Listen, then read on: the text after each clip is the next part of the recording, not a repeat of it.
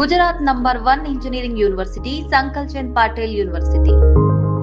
Sir ఒక సంగతి చెప్పండి, ముందు తాగినప్పుడు ఆవేశం నుండి తాగిన తర్వాత దిగిన తర్వాత ఎలా మాట్లాడు అంటే పేరు రివీల్ చేయకుండా చెప్పండి ఒకటి. నేను చూసిన పెద్ద పెద్ద వాళ్ళు కూడా మంచి, నేను రీసెంట్గా ఒక డాక్టర్ చూసిన, అతను డాక్టరే 31st అప్పుడు దొరికిండు. డ్రంక్ అండ్ డ్రైవ్లో దొరుకుతారు. డ్రంక్ అండ్ డ్రైవ్ మీరు అన్నిటికంటే డేంజర్, అంటే మీరు ఇంతకుముందు కూడా మాట్లాడుకున్నాం మనం, అన్నిటికంటే డేంజర్ డ్రంక్ అండ్ డ్రైవ్. ఎందుకంటే అతను డ్రంక్ చేసిన తర్వాత అతనికి పని చేయదు, అంటే కొంచెం అదొక స్టేటస్లో పోతాడు. అప్పుడు డ్రైవ్ చేస్తే ఇప్పుడు నా పిల్లలు ఉండొచ్చు, మీ పిల్లలు ఉండొచ్చు, మన కుటుంబ సభ్యులు ఇంకెవరైనా కావచ్చు, వాళ్ళు ఏం చేయని తప్పుకి ఇతను చేసిన ర్యాష్ డ్రైవింగ్ తోటి బలైపోతే ఒక లైఫ్ పోతుంది. మనిషి ఇంకేదైనా మనం తెచ్చేది కానీ లైఫ్ అనేది తెచ్చేయలేము. అందుకనే ప్రభుత్వాలు కూడా ఆలోచించి డ్రంక్ అండ్ డ్రైవ్ సీరియస్ స్ట్రిక్ట్గా ఇంప్లిమెంట్ చేస్తున్నారు. కాబట్టి నేను చెప్తున్నా, చదువుకున్న వాళ్ళు, ఎడ్యుకేటెడ్, అంత నాలెడ్జ్ ఉన్న వాళ్ళు కూడా కొన్ని తప్పులు చేస్తుంటారు. అతను ఇట్లా చేస్తుంటారు కొంతమంది. ఏంటంటే అక్కడ దాకా డ్రైవింగ్ చేసుకుంటూ వస్తారు. వచ్చిన తర్వాత ఆ పోలీసు ఆడు చెక్ చేస్తుందంటే అమ్మటే వాళ్ళ వైఫ్ను కూర్చోబెడతారు దాగపోతే చేంజ్ చేస్తారు. మేమేం చేస్తామంటే జనరల్గా వీళ్ళు ఏమనుకుంటారంటే ఇక్కడే చెక్ చేస్తున్నారు అనుకుంటారు, కానీ మేము సీక్రెట్ వెనక కూడా పెడతాం. కొంతమంది పబ్లిక్లో కొంతమంది అక్కడ కెమెరా ఇచ్చి పెడతాం. అట్లా వచ్చి 100 మీటర్లకు అవతల 2 పెడతాం. అది తెలియదు. అది అంటే నేను ఇంతకుముందు నక్సలిజం కూడా ఎక్స్పీరియన్స్ చెప్తాను కదా. అట్లా వెహికల్ చెకింగ్ చేసినప్పుడు మేము ఆ దూరంగా కూడా పెడతాం, వెనకాల కట్ ఆఫ్ అంటారు దాన్ని, ఆ కట్ ఆఫ్ లో కూడా పెడతాం. వీళ్ళకి అవేర్నెస్ ఉంటుంది కదా, వచ్చి టక ఆర్గ్యూ చేస్తారు. అప్పుడే నేను నడపలేదు బండి, మా వైఫ్ నడిపింది, అట్లా జరిగింది. నిజంగా నా వైఫ్నే పెట్టింది పాపం. అట్లా ఒకటి కాదు, చాలా చూసి నేను.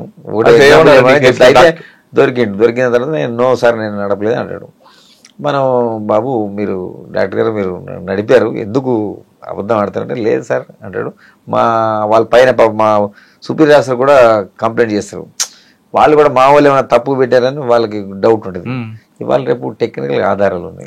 ఫర్ ఎగ్జాంపుల్ మనం ఏం చేస్తాం, సీసీ ఫుటేజ్ కలెక్ట్ చేస్తాం. ఇప్పుడు అతని జర్నీ ఎక్కడ స్టార్ట్ అవుతుంది, ఒక హోటల్ నుంచి స్టార్ట్ అవుతుంది. ఆ హోటల్ కూడా తెప్పించింది. ఆ హోటల్లో బండి స్టార్ట్ అయినప్పుడు ఎక్కుతాడు కదా వెహికల్, ఎక్కుతాడు. తర్వాత ఇక్కడ మారింది ఉంటుంది కదా, ఇక టెక్నికల్ గా కళ్ళ ముందు చూపించిన తర్వాత అప్పుడు దండం పెడతాడు. తప్పేంది సార్ అంటే మరి ఎందుకు జరిగిందేమో జరిగింది, మీరు వైలేట్ చేశారు, మీరు ఇంకా నేరం చేయలే, మీరు వైలేట్ చేసినప్పుడు నేరం చేశారు కదా. అదే అంటాను నేను. మరి ఇది ఏంటి డాక్టర్ గారు, మరి ఇంతమందికి మీరు ప్రాణం పోసింది అంటారు కదా, మరి అంటే సరే సార్ తప్పైంది అని మీ ఒకటి అడిగారు కాబట్టి ఎగ్జాంపుల్. అంటే ఆ లెవెల్ మనుషులు కూడా ఆ టైంలో కొన్ని అట్లా జరిగిన సంఘటనలు. మీకున్న అనుభవంలో అంటే దాదాపు సంవత్సరం అవుతుంది, 1 year ఆల్మోస్ట్. అమ్మాయిలు కూడా తాగి దొరుకుతుంటారు కదా, వాళ్ళతో ఎలాంటి ఇబ్బందులు ఉంటాయి? అంటే జనరల్గా మేలు లేక వాళ్ళు కూడా ఏంటంటే కొంచెం ఆర్గ్యుమెంట్ చేస్తారు. నేను నడపలేదను, నడిపిందను, తాగలేదను, తొందరగా మనం ఊదమని చెప్తాం కదా, వాళ్ళు సహకరించరు. చెప్తాం, మనం హాస్పిటల్కి పంపించి బ్లడ్ శాంపిల్ కలెక్ట్ చేస్తాం. సార్ ఆ టైంలో లేడీ హోమ్ గార్డ్ ఉంటారు? ఉంటారు, కంపల్సరీ ఉంటారు, ప్రతి రోజు కూడా ఉంటారు, నాట్ ఓన్లీ సింగిల్. ఎందుకంటే ఉమెన్ డీల్ చేయాలంటే కంపల్సరీ ఉమెన్ ఉండాలి. వాళ్ళని చెక్ చేయాలన్నప్పుడు ఉమెనే చేస్తారు కంపల్సరీ. కానీ కొంతమంది అమ్మాయిలు తాగిన తర్వాత పోలీసులు మమ్మల్ని అడ్డుకున్నారు, మిస్బిహేవ్ చేస్తారు, ఉల్టా కంప్లైంట్ ఇస్తుంటారు కదండి. అందుకని మన దగ్గర బాడీ ఓవర్ కెమెరాస్ ఉంటాయి కదా, అప్పుడు ఆ కొద్దిసేపు ఆర్గ్యుమెంట్ చేస్తారు. మన కెమెరా చూపించిన తర్వాత వాళ్ళు ఏం మాట్లాడారు. దిగిపోయిన తర్వాత ఎలా ఉంటారండి వీళ్ళందరూ? మందు దిగిన తర్వాత ఎలా ఉంటారు మీ దగ్గర? అప్పుడు బతిలాడుతుంటారు. మందులో ఉన్నప్పుడు కొంచెం పులి, తర్వాత పిల్ల. తప్పదు కదా, మన వైలేషన్ చేశారు. సార్ సాధారణంగా మీరు దొరకకుండా తాగిన తర్వాత దొరకకుండా వెళ్ళాలంటే ఏం చేయాలి? అంటే ఎంత తాగమని అర్థం, దొరకకుండా కాదు. యాక్చువల్ BSc ఉంటుంది మనకి. యాక్చువల్గా మనం 35 వచ్చిన దాకా కూడా మనం వాళ్ళని మనం ఏం బుక్ చేయం. 35 బీరు తాగితే 60 వస్తుంది కదా సార్. అంటే అది బాడీ టు బాడీ వేరియేషన్ వస్తుంది మీరు అన్నట్టు. అది మనం సైంటిఫిక్ గా ఫిక్స్ చేశారు. హ్యూమన్ మనిషిని బట్టి, మనలో బాడీ హీట్ బట్టి కూడా ఎందుకంటే ఇప్పుడు దాని తర్వాతే వాడు బ్రెయిన్ కరెక్ట్ గా ఉండవు, అప్పుడు యాక్సిడెంట్ చేసే అవకాశం ఉండదు అని చెప్పేసి మనం అక్కడికి ఫిక్స్ చేశారు దాన్ని. 35 వచ్చినా కానీ మీకు ఏం పంపించేస్తారు. 36 వచ్చింది అనుకో తప్పదు, బుక్ చేస్తారు. కానీ కొంతమంది 70, 80, 90 వస్తుంటాయి. అంటే దాన్ని బట్టి ఉంటుంది.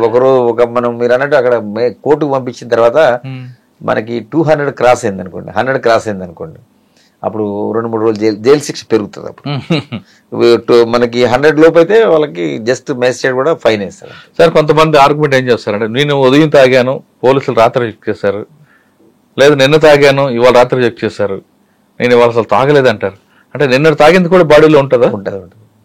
కొంతమందికి ఉంటుంది. కొంతమంది బీరే తాగేవండి, బీర్లో వాటర్ కలుపుకొని తాగి ఆయనే పట్టుకున్నారంటారు. ఆయన మిషన్ ఇంపార్టెంట్ కదా, మన బ్రీత్ అనలైజర్ ఇంపార్టెంట్. ఇప్పుడు అతను చెప్పడం ఆర్గ్యుమెంట్ వేరు, మన బ్రీత్ అనలైజర్ లో వస్తే మనమేం కూడా ఏం చేయలేదు కదా, రికార్డెడ్ అది. ఒకసారి వేసిన తర్వాత మనకి ఆన్లైన్ వెళ్ళిపోద్ది. నేను తర్వాత కొంతమంది ఆర్గ్యుమెంట్ ఏం చేస్తారంటే, భార్య ఇంట్లో తాగితే భార్య కొడుతుంది, బయట తాగితే మీరు పట్టుకుంటారు, మరి ఎక్కడ తాగాలి అని క్వశ్చన్ వచ్చింది. అందుకని మనం చెప్తున్నాం కదా, ఇప్పుడు తాగమని ప్రభుత్వం అనుమతి ఇచ్చింది, కరెక్ట్, ప్రభుత్వానికి ఆధారం వస్తుంది అంటారు. అది నిజమే. ఇప్పుడు మీరు చెప్పింది వాస్తవమే, కానీ ఇప్పుడు ఏం చేయమని చెప్తున్నా, మనం నువ్వు ఉన్నప్పుడు డ్రైవర్ని ఎంగేజ్ చేసుకోవాలి. అంత డబ్బులు నా దగ్గర ఉంటే నేను ఎందుకు క్వార్టర్ తాగుతానంటాడు. అట్లాంటప్పుడు ఇంట్లోనే తాగాలి. ఇంట్లో తాగితే పెళ్ళం కొడుతుంది కదా. కరెక్ట్ గా అట్లా నేరం చేస్తే వేరే వాళ్ళు బలైపోతారు కదా, ప్రాణం పోతుంది కదా. మీరు అన్నది నిజమే. అది వాళ్ళు జనరల్ గా సరదా ఆర్గ్యుమెంట్ చేయడానికి పనికి వస్తుంది. అంటే సరదాని కాదండి, కొంతమంది ఆ రోజు మందు వేస్తేనే బాడీ పనిచేస్తుంది. అంటే రోజు కష్టపడి ఉంటాడు, అలసిపోయి ఉంటారు, తాగితే నిద్ర వస్తుందని కొంతమందికి దానికి అడిక్ట్ అయి ఉంటారు. అటువంటి వాళ్ళకి ఇది తప్పదు, వాళ్ళు ఇంటికి పోయి లేదు నడుచుకుంటూ పోవాలి కాదు. నడుచుకుని వెళ్తే మరి స్టెప్స్ మరి వేరే మార్గం లేదు కదా, వాళ్ళు నడుచుకుంటూ పోతేనే సేఫ్ సైడ్ మనకి. డ్రంక్ అండ్ డ్రగ్స్ కాస్త పక్కన పెడతాం. ట్రాఫిక్ వైలేటర్స్ కి ఒక్కొక్క కేసు చెప్తాను. సాధారణంగా 9 రకాలు ఉంటాయండి. హెల్మెట్ లేకుండా రోడ్డు మీదకి వస్తే ఒక ప్రమాదం జరిగింది అనుకోండి, ఆయన వరకే అది స్టిక్ అయి ఉంటుంది, ఎదుటి వ్యక్తికి ఇబ్బంది ఉంటుంది, అవునా? కానీ హెల్మెట్ పెట్టుకోవడం కూడా మస్ట్. హెల్మెట్ పెట్టుకోకపోవడం చనిపోయిన వాళ్ళ గురించి ఒక కేసు చెప్పండి. రీసెంట్గా మనం లైఫ్ స్టైల్ దగ్గర ఉన్నది, ఒక ఫాదరు ఒక డాటరు ఇద్దరు కూడా వస్తున్నారు. ఇది కాలేజీకి పంపించడం గురించి వస్తున్నారు వాళ్ళు. అతను హెల్మెట్ లేదు, ఆ అమ్మాయి కూడా హెల్మెట్ లేదు. వచ్చారు ఆ రోడ్డు మీద, మన లైఫ్ స్టైల్ అంటే బేగంపేట ఫ్లైఓవర్ నుంచి కింద దిగంగా పడిపోయారు. పడిపోయిన తర్వాత వెనక నుంచి వేరే 4 వీలర్ వచ్చింది, వాళ్ళకి తెలియదు కదా. ఇతను పడిపోయిన తర్వాత కింద పడిన తర్వాత అమ్మాయి అడ్డుపడ్డది, ఫాదర్ వచ్చి ఇటుపడ్డాడు. ఆ అమ్మాయి మీద నుంచి పోయింది అది వెహికల్. అందుకే నేను ఇచ్చే సలహా ఏంటంటే, నాట్ ఓన్లీ డ్రైవింగ్ చేసే కంటే పైలట్ రైడర్ కూడా పెట్టుకోవాలి కంపల్సరీ. పెట్టుకుంటే అన్నిటికంటే మన లైఫ్, మన బాడీలో ఇంపార్టెంట్ హెడ్. ఇప్పుడు అదే హెల్మెట్ పెట్టుకుని ఉన్నాను అనుకోండి, అట్లా బతికిన సంఘటనలు కూడా ఉన్నాయి, నేను చూసిన ప్రత్యక్షంగా. సింపుల్ ఇంజురీస్ అయితే మన లైఫ్ సేవ్ చేసుకోవచ్చు ఫస్ట్. కానీ కొంతమంది హెల్మెట్ పెట్టుకుంటే హెయిర్ పాడవుతుందని, హెయిర్ ఫాలింగ్ అవుతుందని, ఇటువంటి రీజన్స్తో పెట్టుకోరండి. హెల్మెట్ ఉందని ఉంటుంది, బండి డిక్కీలో ఉంటుంది, లేదా ఇంట్లో ఉంటుంది. అవును, కరెక్ట్, మీరు చెప్పింది వాస్తవం. ఈ మధ్య రీసెంట్ కొంతమంది డాక్టర్స్ కూడా చెప్పారు, నాకు తెలిసి కొంతమంది మన ఇంపార్టెంట్ డాక్టర్ చెప్పారు, అది తప్పు. అది హెల్మెట్ పెట్టుకోవడం వల్ల మనకి హెయిర్ ఫాల్ అనేది సైంటిఫికల్లీ నాట్ ట్రూ అని చెప్తున్నారు. దానికి మనం వేరే అది కారణంతో చెప్తున్నారు, అది సైంటిఫిక్ నాట్ ట్రూ అంటే. హెల్మెట్ కూడా వెహికల్ రోడ్డు మీదకి వచ్చిందంటే ఖచ్చితంగా హెల్మెట్ ఉండాలి, ఉంటేనే పైలట్ డ్రైవర్ ఇద్దరు కూడా. ఇద్దరు ఉంటేనే బెస్ట్ అది. Right sir. కానీ ఇక్కడి వరకు వెళ్తాం అని వస్తుంటారు, హెల్మెట్ అవసరం అంటారు. అది ఇప్పుడు మన మనిషి జీవితమే క్షణభంగురం అంటారు. ఇప్పుడు ప్రమాదం ఎక్కడ పొంచిందో మనకు తెలియదు. అందుకని అందరికి నేను ఇచ్చే అడ్వైజ్ ఏంటంటే, ఇక అది రిస్క్. మీరు పెట్టుకోకుండా వస్తే ఏమైందంటే, లైఫ్ అయితే ఎవరు తెచ్చిరు, ఏదో ఫైన్ వేస్తారో అది వేరే విషయం, ఫైన్ పేమెంట్ చేస్తారు. ఫైన్ అనేది ఇంపార్టెంట్ కదన్న, ఎవరు లైఫ్కి వాళ్ళే ప్రొటెక్ట్. నీ మీద నీ కుటుంబ సభ్యులందరూ ఆధారపడి ఉంటారు, లేకపోతే మీ పేరెంట్స్ ఆధారపడి ఉంటారు నీ లైఫ్ గురించి. అందుకని లైఫ్ అనేది చాలా ఇంపార్టెంట్ కాబట్టి హెల్మెట్ పెట్టుకోవటం మస్ట్ అంటే వాళ్ళని వాళ్ళు రక్షించుకున్నట్టు అని నేను అనుకుంటాను. Okay sir. సెకండ్, హెల్మెట్ పెట్టుకో ప్రమాదానికి ఆయన ఒకరే బాధ్యత అవుతాడు, లేదా ఆయన మీద కుటుంబం ఆధారపడి ఉంటుంది, ఆయన నష్టపడతారు. కానీ రాంగ్ రూట్లో రావడం వల్ల ఒక ప్రమాదం జరిగితే ఆయనకి ప్రమాదమే, కరెక్ట్ రూట్లో వస్తున్న ఆయనకి ప్రమాదం జరుగుతాయి. దీనికి సొల్యూషన్ ఏంటి? అందుకని మనం యాక్చువల్గా రాంగ్ రూట్లో వచ్చిన మా సిపి సార్ కూడా ఈ మధ్య సీరియస్గా పెట్టారు. వాళ్ళ వెహికల్ సీజ్ చేయండి, తర్వాత కొంచెం వాళ్ళ కౌన్సిలింగ్ చేయండి అని. ఎందుకంటే మీరు అన్నది చాలా వాస్తవం. అది మనం జూబ్లీ చెక్ పోస్ట్ 2-3 సార్లు అయినాయి సంఘటనలు. అక్కడ ఎక్కువ సార్ అసలు ఎగ్జాక్ట్లీ ఎన్టీఆర్ ట్రస్ట్ భవన్ నుంచి రాంగ్ రూట్ లో వస్తుంది. ఎస్, అక్కడ చెక్ పోస్ట్ దగ్గర కొంతమంది ఏంటంటే వైలేట్ చేసి అది మీరు అన్నట్టు సిగ్నల్ జంపింగ్ ఒకటి రాంగ్ డైరెక్షన్ కూడా వస్తుంది. మేము స్పెషల్ డ్రైవ్ పెడతాం మేము అక్కడ. కారణం ఎందుకంటే అది ఇంపార్టెంట్ ఏరియా మీరు అన్నట్టు. అట్లా చాలా ప్లేస్లు ఉన్నారు. ఇక్కడ మన 1/12 విరించి ఉన్నది, అక్కడ కూడా రాంగ్ సైడ్ వస్తాం. ఈ ప్లేస్లో మేము ఒక్కొక్క 1 వీక్ మా పైన ఆఫీసర్ చెప్పాక స్పెషల్ డ్రైవ్ చేపిస్తున్నాం. ఎందుకంటే అవేర్నెస్ మీడియాలో కూడా బాగా సహకరిస్తారు. ఇక్కడ అన్ని మీడియాలో కూడా మనం పబ్లిష్ చేయడం జరిగింది. చాలా కటింగ్స్ వచ్చినాయి, పబ్లిక్లో మెసేజ్ వెళ్ళిన. ఇప్పుడు మీరు అన్నది చాలా వాస్తవం. అది ఇప్పుడు అతను సిగ్నల్ జంప్ అయినప్పుడు ఏం చేస్తాడు, అది పడ్డ తర్వాత రెడ్ వచ్చిన తర్వాత పోవద్దు. పోవడం వల్ల ఏమవుతుంది, అవతల నుంచి వచ్చే వ్యక్తి అతను ఏం తప్పు చెప్పినా అతను కూడా బలవుతాడు. మీరు అన్నది నిజం. అది ఇప్పుడు అతను ప్రాణం తీసే హక్కు ఇతనికి ఎక్కడిది లేదు కదా. అందుకని ఇది మనం మీ మీడియా ద్వారా కూడా ఈ అవేర్నెస్ రావాలంటే మేము చెప్తాం. మీడియా కూడా చాలా కీలక పాత్ర పోషిస్తుంది ఈ విషయంలో. ఎందుకంటే అవేర్నెస్ తీసుకురావాలి ఈ ప్రజల్లో, కానీ తర్వాత పేరెంట్స్ కూడా అవేర్నెస్ తీసుకురావాలి. ఆ పిల్లలు ఇట్లా ర్యాష్గా ఇది రాంగ్ సైడ్ డ్రైవింగ్ కానీ ఇది కానీ చాలా అది మీరు చాలా స్పష్టంగా చెప్పారు ఇందాక. వాళ్ళకే కాదు, అనవసరంగా ఎదుటి వాళ్ళు ప్రాణం తీసేయడానికి ఇదవుతుంది. అందుకని మనం ఇంకా మనం తగ్గిస్తున్నాం. బట్ ఇంకా కూడా అందరూ కూడా సమాజం, సొసైటీ, మీడియా అందరూ కూడా సహకరిస్తేనే అది మనం చాలా వరకు తగ్గించుకునే అవకాశం. Okay sir, number 4 triple driving. దానివల్ల మాకే నష్టం జరుగుతుంది, నీకేమిటి అని అడుగుతుంటారు. పడితే మేము పోతాం కదా, నీకెందుకు క్వశ్చన్ చేస్తూ మీరేం చెప్తారు? వాళ్ళకే ఇప్పుడు మనం ఏదైనా వెహికల్ మనకి డిజైన్ చేసినప్పుడు ఏంటంటే 2 వీలర్ అనేది ఇద్దరికి, అది నాట్ 3 పర్సన్స్. మనం వేగంగా పోయినప్పుడు లేదా ఏదైనా అనుకోకుండా ఇక్కడ రోడ్డు మీద గుంటలు ఉంటాయి, అట్లాంటప్పుడు ఏంటంటే ఆ ట్రిపుల్ రైడింగ్ పోయినప్పుడు అంటే వాడు ఆ బండి డిజైన్ చేసిన మోడలే వేరు. ఆ ట్రిపుల్ రైడింగ్ వల్ల దాని కెపాసిటీ కోల్పోతుంది ఆ వెహికల్. దాంతో ఏమైతే ఎక్కడైనా బండి పడిపోయి వాళ్ళ ప్రాణం పోయే అవకాశం ఉంటుంది. వాళ్ళకి అది తెలియదు. అది నేను ఆమె ఎక్స్పర్ట్ వేరు, ఆ బండి డిజైన్ చేసింది దాని గురించి. అంతకంటే ఎక్కువ ఉంటే ఆ బండి ఎక్కడైనా జరిగితే అది స్పీడ్లో కానీ లేకపోతే మనం టర్నింగ్లో కానీ కింద పడిపోయే అవకాశం ఉంటుంది. చాలా మందికి తెలియదు ఆ విషయం. అది మీ ద్వారా కూడా అందరికి చెప్పాలని కోరుకుంటాం. Okay sir, zigzag journey, road ఖాళీగా ఉన్నా ఏదన్నా ఒక మంచి బైక్ దొరికిందంటే బైక్ వేసుకొని హెల్మెట్ లేకుండా అమ్మాయి వెనక్కి కూర్చోపెట్టుకుని జిగ్జాగ్ చేస్తారు. అందులో ఉన్న ఎంజాయ్మెంట్ వేరే అంటారు. అటువంటి వాళ్ళకి మీరు ఇచ్చే సమాధానం ఏంటి? అది మీకు తెలుసు, నాకు తెలుసు, అది తప్పు అంట నేను. ఎందుకంటే అట్లా జిగ్జాగ్ మన స్పీడ్గా పోవటం వల్ల వాళ్ళ ప్రాణంతో పాటు ఎదుటి వాళ్ళకు కూడా నష్టం చేసే అవకాశం ఉంటుంది. ఎదుటి వాళ్ళు వెళ్ళిపోతే నాకేంది, నేను బాగా వెళ్తున్నాను కదా అంటాడు. అట్లా కాదు కదా. ఎందుకంటే ఈ సమాజంలో ఇంకొకరిని చెప్పే హక్కు మనకి ఇవ్వలేదు. ఇప్పుడు మీరు మీ ప్రాణం తీసుకున్నా పర్వాలేదు, నన్ను మీ ప్రాణం కూడా కాపాడుకోవాలి. ఎందుకు అనవసరంగా మనకు దేవుడు ఇచ్చిండు, లైఫ్ ఇచ్చిండు, సొసైటీలో మీకు ఒక రోల్ ఇచ్చిండు. ఆ రోల్ నువ్వు పోషించుకోవాలా. నీ తల్లిదండ్రులు హ్యాపీ ఉండాలా, సొసైటీ హ్యాపీ ఉండాలా, మీరు కూడా హ్యాపీగానే ఉండాలి. అది ఉండాలంటే మరి మీరు ఇది తప్పదు, దాన్ని కంట్రోల్ చేసుకొని అట్లాంటి పిచ్చి పనులు చేయొద్దని నేను రిక్వెస్ట్ చేస్తున్నాను మీ ద్వారా కూడా. ఓకే, నెక్స్ట్ కార్ డ్రైవ్ తీసుకుందాం. సీట్ బెల్ట్ మస్ట్ అంటారు. సీట్ బెల్ట్ పెట్టుకుంటే షర్ట్ అని అయిపోతుంది, సీట్ బెల్ట్ పెట్టుకోరు. సీట్ బెల్ట్ పెట్టుకుంటే ఏ విధంగా ఉంటే, పెట్టుకోకపోతే జరిగే నష్టం ఏంటి? ఫర్ ఎగ్జాంపుల్ మీరు చాలా కేసులు చూశారు, నేను చూసిన ప్రత్యక్షంగా, మీడియా సోదరులు కూడా చాలాసార్లు అబ్జర్వ్ చేశారు.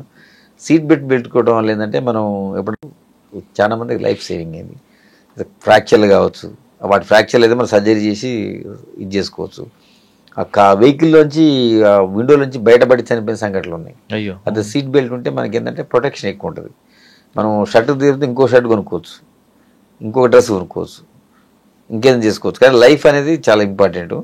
అందుకని ఏంటంటే మనం, నా సలహా ఏంటంటే, నా రిక్వెస్ట్ కూడా ఏంటంటే సీట్ బెల్ట్ పెట్టుకుంటే ఏదైనా ప్రమాదం అనుకోకుండా జరిగింది అనుకోండి ప్రమాదం, అప్పుడు మనం లైఫ్ సేవింగ్కి 90% అవకాశం. అంటే సైంటిఫిక్ బెలూన్స్ ఓపెన్ అవుతాయి. మీకు సీట్ బెల్ట్ పెట్టుకుంటే ఆటోమేటిక్ కనెక్టివ్ ఉంటుంది. లేదా అదర్వైజ్ టెక్నికల్గా అవి ఓపెన్ కావు. అది ఫ్రంట్ కూర్చున్న వాళ్ళకి, నేను బ్యాక్ కూర్చున్న వాళ్ళకి కూడా చెప్తాను. నేను చాలా సంఘటనలో మనకి మన సీట్ బెల్ట్ పెట్టుకున్న వాళ్ళు లైఫ్ సేవ్ కావటం జరిగింది. సార్, కొంతమంది కార్లకి బంపర్లు పెట్టుకుంటారు షో కోసం, కానీ బంపర్ గుద్దితే బండి డ్యామేజ్ కాదు, కానీ స్కానర్స్ పనిచేయడం వల్ల బెలూన్స్ ఓపెన్ అవ్వు. మరి పెట్టుకోమంటారా వద్దంటారా? అదే, అట్లా బంపర్స్ పెట్టుకోవడం కరెక్ట్ కాదు. ఎందుకంటే మన వెహికల్ డిజైన్ చేసింది ఇప్పుడు ఆర్టీఏ కానీ ప్రభుత్వం కానీ కొన్ని అప్రూవ్డ్ ఉంటాయి. ఇవన్నీ ఎక్స్ట్రా ఫిట్టింగ్స్. ఇవన్నీ పెట్టుకోవడం వల్ల ఏంటంటే ఎప్పుడన్నా జరగని చిన్న చిన్న యాక్సిడెంట్లు అయినప్పుడు కూడా అవి తగలడం వల్ల కూడా ఎక్కువ స్పీడ్తో తగిలి ఎదుటి వాళ్ళకి ఎక్కువ ప్రమాదం జరిగే అవకాశం ఉంటుంది. కాబట్టి మనకి ఏదైతే వెహికల్ డిజైన్ చేశారో దాన్నే ఫాలో కావాలి ప్రతి ఒక్కళ్ళు, ఎందుకంటే ప్రమాదం జరిగినప్పుడు దాని ఇంటెన్సిటీ తెలుస్తుంది. ఓకే సార్, ఇంకా 2 వీలర్ కానీ 4 వీలర్ కానీ సెల్ ఫోన్ డ్రైవింగ్ దీనివల్ల ఎక్కువ అనార్థం ఉంటుంది అంటారా, లాభం ఉందంటారా? సెల్ ఫోన్ డ్రైవింగ్ అనేది చాలా డేంజర్, అన్నిటికంటే కూడా డేంజర్ అది. ఎందుకంటే అప్పుడు మనం 4 వీలర్లో పోతున్నాడు, మనం ఫోన్ మాట్లాడకుండా మన కాన్సన్ట్రేషన్ అంతా దెబ్బతింటుంది, డ్రైవింగ్ మీద ఉండదు, రోడ్డు మీద ఉంటుంది. ఎస్, రోడ్డు మీద ఉండదు. సడన్గా మనకు ఒక వెహికల్ వస్తుంది, ఆ వెహికల్ వచ్చినప్పుడు అప్పుడు ఏం యాక్షన్ తీసుకోవాలో బ్రెయిన్ పనిచేయదు, అది అంటే మన కాన్సన్ట్రేషన్ వేరే ఉన్నది. మనం డ్రైవింగ్ చేసేటప్పుడు ఎంతసేపు ఆల్వేస్ మనం డ్రైవింగ్ మీద కాన్సన్ట్రేషన్ ఉంటే అప్పుడు మనం సేఫ్ సైడ్ ఉంటాం, సేమ్ టైం ఎదుటిలో కూడా నష్టం జరగకుండా ఉంటుంది. సెల్ఫ్ డివైడర్ గుద్దుకున్న వాళ్ళు ఉంటారు, అవతల పోయి పడిన సంఘటనలు ఉన్నాయి. నేను మీ దాంతో ఇంకోటి కూడా చెప్తాను. నేను ఆ మధ్యకాలంలో మోస్ట్లీ కామారెడ్డి రూట్లో అనుకుంటా ఒక యాక్సిడెంట్ చూసాను స్పెసిఫిక్గా. అతను పాన్ పరాక్ తీసుకొని చింపుకొని టక్కన ఇట్లా నోట్లు వేసుకుంటాడు. ఆ టైంలో ఆ ఫ్రాక్షన్ ఆఫ్ సెకండ్లోనే పోయి వెహికల్ పోయి రోడ్డు దిగిపోయి కింద పడిపోయి చనిపోవడం జరిగింది. అంటే మనం చేసే చర్యలు కూడా చూడండి, కొన్ని ఫర్ ఎగ్జాంపుల్ పెద్ద సినిమా ఉన్నోళ్ళు కూడా చూసిన ఒక అతను డ్రైవింగ్ చేసుకుంటే వాటర్ బాటిల్ కోసం ఇట్లా వెనక వంగుతారు, వంగి తీసుకుంది. ఆ క్షణంలో కూడా జరిగిన యాక్సిడెంట్లు చనిపోయిన సంఘటనలు పెద్ద ఇంపార్టెంట్ వాళ్ళు చనిపోయారు, నేను పేరు రివీల్ చేయను. అంటే మనం డ్రైవింగ్ చేసేటప్పుడు ఇవన్నీ కూడా పరిగణలో తీసుకోవాలి. చాలామంది అంటే సరదా అనుకుంటారు, సరదా కాదు అది. మనం గమ్యం పోయేది ఎందుకు, మనకు కొన్ని విషయాలు పనులు ఉంటాయి కాబట్టి పోతుంటాం. కాబట్టి దాన్ని దృష్టిలో పెట్టుకొని మనం డ్రైవింగ్ చేయాలి, కానీ సరదా అనేది ఎప్పుడు మంచిది కాదు. ఎందుకంటే ఎవరికైనా మనతో పాటు ఎదుటోళ్ళకి కూడా ఇబ్బంది అవుతుంది. సార్, హైదరాబాద్లో ఎక్కువ ట్రాఫిక్ ఉంటుంది, జామ్లు అవుతుంటాయి సాధారణంగా. ఇదేది ఇంట్లో ఒక వెహికల్ డాష్ ఇచ్చాయనుకోండి, చిన్న ఇష్యూ అవుతుంది. ఆగినప్పుడు ఆ సంఘటన జరిగినప్పుడు బండి పక్కకు తీసి మాట్లాడుకోవడం బెటర్ అంటారా, లేదు ఆ రోడ్డు మధ్యలోనే ఇద్దరు ఆర్గ్యుమెంట్ చేసుకొని మిగతా వాళ్ళకి ఇబ్బంది కలిగించడం మంచిది అంటారా? ఎప్పుడైనా నేను అందరినీ రిక్వెస్ట్ చేసేది అంటే, ఇప్పుడు చాలామంది కొన్ని అత్యవసరంగా ప్రయాణం చేసేది ఉంటుంది, అందరూ చాలామంది చాలా అపాయింట్మెంట్స్ ఉంటాయి, పనులు ఉంటాయి, ఇంటికి పోయే క్రమం ఉంటుంది. మనం ఆ రోడ్డు మధ్యలో చిన్నగా తాగుతుంది, యాక్సిడెంట్ అయినప్పుడు మనం ఆ రెండు ఫోటో తీసుకోవాలి, ఎవరు తప్పనేది తీసుకొని ఇమీడియట్గా ఆ వెహికల్స్ ఎవరొకరు మా కాన్సెల్ ఆల్మోస్ట్ రోడ్డు మీద ఉంటారు కాబట్టి పక్కకు పోమని చెప్తారు. చాలామంది కొంతమంది వినరు. మా క్రేన్స్ కూడా రెడీ ఉంటాయి అక్కడ, ఎవరైనా వినకపోతే ఏమంటే ఆ క్రేన్స్తో వాటిని తొలగిస్తాం మేము, ఫోర్సుబుల్ కూడా. వాళ్ళకు కూడా నేను చెప్పే ప్రజలకు రిక్వెస్ట్ చేసి అంటే మనది ఒకటే స్వార్థం చూసుకోవద్దు, మిగతా ప్రజలు కూడా ప్రయాణం చేస్తుంటారు కాబట్టి ఏదైనా జరిగింది మనం ఇమీడియట్గా ఫోటో తీసుకొని మన బండి పక్కకు పెట్టుకుంటే మిగతా వాళ్ళకి సాఫీగా మనం రోడ్ ఇచ్చినట్టు అయితే. కరెక్టే, మీరు అన్నట్లుగా యాక్సిడెంట్ జరిగింది ఫోటో తీసుకొని ఇన్సూరెన్స్కి అప్లై చేసుకోవచ్చు అంటారు. కానీ కొంతమంది ఆర్గ్యుమెంట్ చేస్తూ అక్కడే ఉండి ఇన్సూరెన్స్ అంత రాదు కాబట్టి నా బండి కాస్ట్ కూడా అక్కడ ఇవ్వాలి అంటూ డ్యామేజ్ గొడవలు చేస్తుంటారండి. అదే నేను చెప్పాను కదా సార్, ఇప్పుడు అది కరెక్ట్ కాదు.